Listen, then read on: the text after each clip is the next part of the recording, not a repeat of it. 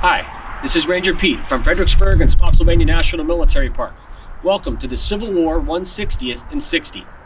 We are overlooking the city of Fredericksburg, Virginia, site of the December 1862 battle, renowned as a lopsided Confederate victory. The commander of the Union Army of the Potomac here was Major General Ambrose Burnside. He'd been appointed in November 1862 due to a solid track record and the fact that he was held in high regard by members of the United States Army and the Lincoln administration. However, the defeat at Fredericksburg lowered Burnside's standing in some circles, including members of his own army.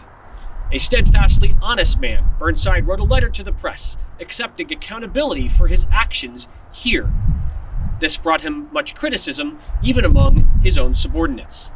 But undeterred, Burnside attempted another campaign to cross the Rappahannock River in January of 1863. However, bad weather intervened, resulting in a failure known forever after as the Mud March. Frustrated by these setbacks and the perceived lack of support from his own subordinates, Burnside went to the president with an ultimatum. Either remove 8 generals in the Army of the Potomac that Burnside felt were disloyal, or remove Burnside himself.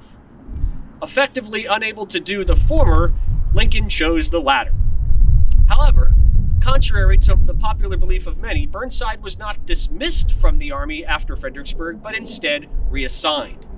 In March of 1863, he was placed in command of the Department of the Ohio, a district that included the states of Michigan, Indiana, Illinois, Wisconsin, and parts of Kentucky. It was in that capacity that Burnside ordered the establishment of Camp Nelson in April 1863.